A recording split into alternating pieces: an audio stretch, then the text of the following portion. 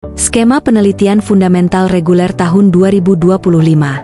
Dengan judul Formulasi Model Transparansi dan Akuntabilitas melalui Sistem Teknologi Informasi dalam upaya pencegahan tindak pidana korupsi di Kota Batu.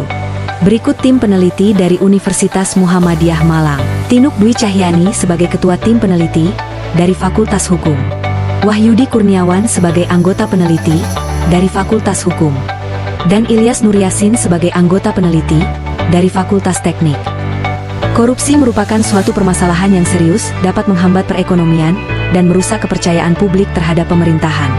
Rendahnya transparansi dan lemahnya akuntabilitas sering menjadi faktor utama yang membuka peluang terjadinya tindak pidana korupsi.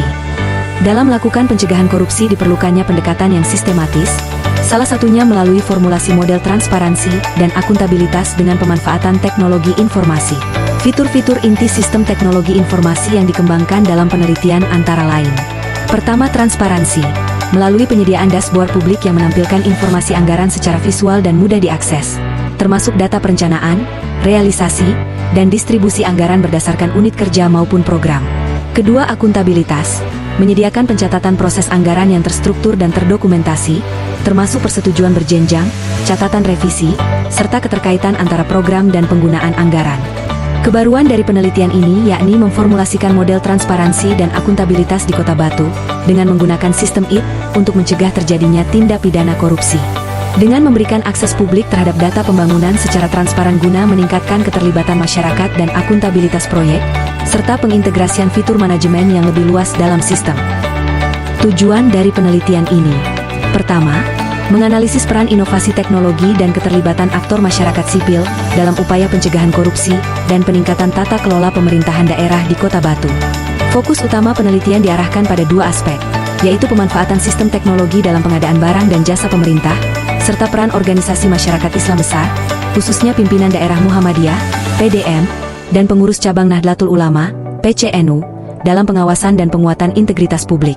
Kedua, merumuskan sebuah model sistem teknologi informasi yang dapat meningkatkan transparansi dan akuntabilitas pengelolaan anggaran sebagai bagian dari strategi pencegahan tindak pidana korupsi di Kota Batu. Berikut hasil penelitian.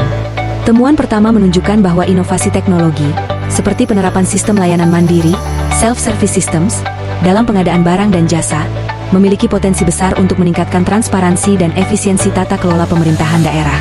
Pemerintah Kota Batu, misalnya, telah mengambil langkah progresif dengan mengimplementasikan sistem pengadaan swaloka berbasis digital guna meminimalkan interaksi langsung antara penyedia dan aparat birokrasi yang selama ini kerap menjadi celah praktik korupsi. Temuan kedua menyoroti peran strategis organisasi masyarakat Islam besar, yaitu PDM dan PCNU Kota Batu, dalam mengawal tata kelola pemerintahan yang bersih dan berintegritas.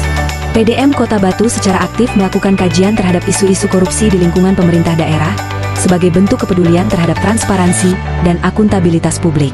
Kajian tersebut tidak hanya berfungsi sebagai kontrol sosial, tetapi juga menjadi dasar dalam merumuskan rekomendasi kebijakan yang konstruktif bagi pemerintah daerah. Sementara itu, PCNU Kota Batu mendorong pendekatan multidisipliner dalam perumusan sistem anti korupsi. PCNU menekankan pentingnya keterlibatan seluruh elemen masyarakat, termasuk akademisi dan sektor swasta, dalam membangun kebijakan anti korupsi yang komprehensif dan berkelanjutan.